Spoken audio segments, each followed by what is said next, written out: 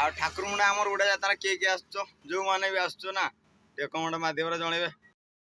ତ ମୁଁ ଏବେ ଆସିକି ଆମର ଧୂର୍ପଦାରା ପହଞ୍ଚିଯାଇଛି କି ଏବେ ନୁହଁ କାଲି ମାନେ ରାତି 4:30 ବେଳେ ଆସିକି ପହଞ୍ଚିଯାଇଛି। ତ ଗାଡ଼ି ଆମର ଠିଆ ହେଇଛି ଦେଖିପାରୁଥିବେ। ସେଇପଟେ ଆମର କେଉଁଝର ରହିଲା ଏଇପଟେ ଆଉ ଏପଟେ ଆମର ଯିବ ଯୋଡ଼ା ପଟେ ଯିବ ରାସ୍ତା ଏଇପଟେ। ତ ଏଇ ଜାଗାରେ ମୁଁ ଠିଆ ହେଇଛି। ସେପଟେ ଆମର ଏଇଠି ଦେଖିପାରୁଥିବେ ହୁଣ୍ଡାଇ ସୋରୁମ୍ଟା ଗୋଟେ ଅଛି ସର୍ଭିସ୍ ସୋରୁମ୍ଟା। ଆଉ ସେପଟେ ଆମର ସୁଜୁକି ସୋରୁମ୍ଟା ଅଛି। ମୁଁ ତ ଏଇଠି ଅଛି ଆଉ। ତ ଆଜି ଆମର ଏଇଠି କାହିଁକି ଛିଡ଼ା ହେଇଛି ଜାଣିଛ ନା? ତ ମୁଁ ଏବେ ଘରକୁ ଯିବି ଆଜି। ଆଜି କ'ଣ ଜାଣିଛନ୍ତି? ଆଜି ହେଲା ପଣା ସଂକ୍ରାନ୍ତି। ତ ଆଜି ଆମର ଠାକୁରଙ୍କ ଯାତ୍ରା ହେବ। ତ ଉଡ଼ା ଯାତ୍ରା।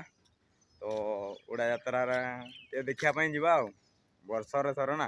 ତାପରେ ଆଜି ଆମର ପଣା ସଂକ୍ରାନ୍ତି ଏଇଟା ଆଉ ମାନେ ପଣା ସଂକ୍ରାନ୍ତି କାହିଁକି ଜାଣିଛ ନା?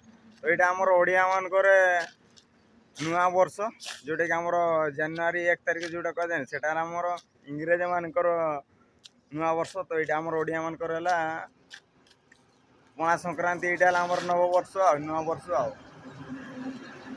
ଯେଉଁମାନେ ଜାଣିନାହାନ୍ତି ତ ସେମାନେ ଟିକେ ଜାଣିନିଅନ୍ତୁ। ଆଉ ଯେଉଁମାନେ ଭଲ ଭାବରେ ଜାଣିଛନ୍ତି କମେଣ୍ଟରେ କ'ଣ ଟିକେ ଭଲସେ ମୋତେ ଜଣେଇବେ ଆଉ। ଆଜି କ'ଣ ଆଉ ଏପ୍ରିଲ 14 ତାରିଖ। ତ ନମସ୍କାର ଭାଇ ଭଉଣୀମାନଙ୍କୁ ମୁଁ ସାହାଯ୍ୟ ଜଣାଉଛି। ମୋର ଗୋଟେ ନୂଆ ପ୍ରେସ୍ ବ୍ଲଗ୍କୁ ମୁଁ ରଘୁନାଥ ମହାନ୍ତ।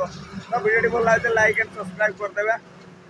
ତ ସେୟାର ଟିକେ ଜରୁରୀ କରିବ। ଏଇଠି ମୁଁ ଛିଡ଼ା ହେଇଛି ନା, ତ ମୁଁ ଗାଡ଼ିରେ ବି ବସିପାରିବି। ତ ଏବେ ଭିଡ଼ିଓ ବନେଇବା ପାଇଁ ମୁଁ ବାହାରକୁ ତଳକୁ ପଳେଇ ଆସିଛି ଆଉ।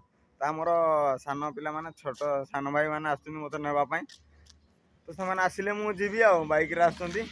ତ ଏଇଠୁ ଆମର 70 କିଲୋମିଟର ଆମ ଘରକୁ ଆଉ ଏଇଠୁ କେଉଁଝରରୁ ଆଉ। ତ ଆସନ୍ତୁ ସେମାନେ ତାପରେ ଆମେ ଯିବା ଆଉ। ତ କାଲି ମୁଁ ପାରାଦ୍ୱୀପରେ ଖାଲି କରିକି ପଳେଇ ଆସିଥିଲି। ଆସିକି ଆମ ଡ୍ୟାଙ୍କୁଟିରେ ଶୋଇ ପଡ଼ିଥିଲି ରାତିରେ ଟୋଲଗେଟ୍ରେ। ଡ୍ୟାଙ୍କୁଟି ପହଞ୍ଚୁ ପହଞ୍ଚୁ ରାତି ଆମର 10ଟା ହେଇଗଲା ନା। ତ ସେଇଠି ଶୋଇ ପଡ଼ିଥିଲି। ତ ସେଇଠୁ 4:30 ପାଖାପାଖି 4ଟା ବାଜିନଥିଲା ମୁଁ ସେଇଠୁ ଉଠିକି ପଳେଇ ଆସିଲି। ତ ଏଠି 4:30 ବେଳେ ପହଞ୍ଚିଲି ଆମର ଧୂର୍ପଦାରେ ଆଉ। ତ ଚାଲନ୍ତୁ ଆମର ସାନ ଭାଇମାନେ ଆସନ୍ତି, ସେମାନେ ବାହାରିକି ଆସୁଛନ୍ତି। ତ କେତେବେଳେ ପହଞ୍ଚୁଛନ୍ତି ଦେଖିବା ଆଉ।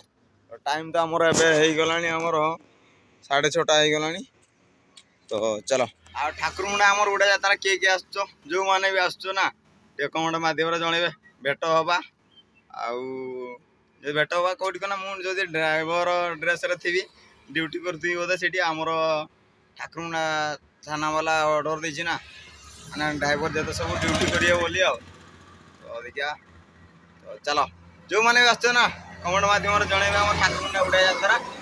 ଚାଲ ଭିଡ଼ିଓଟି ଏଇଠି ବର୍ତ୍ତମାନ ଏଡ଼ିଟ୍ କରିକି ପୋଷ୍ଟ ମାରିବା ଆଉ। ଭିଡ଼ିଓଟି ଏଇଠି ବର୍ତ୍ତମାନ ଶେଷ କରିଦେବା। ଟିକେ ଏଇଟା ଲମ୍ବା ନା କରିକି ତାପରେ ଏକାଥରେ ଦେଖା ହବ ମୋର ରାତିରେ ଆଉ। ତ ଚାଲ।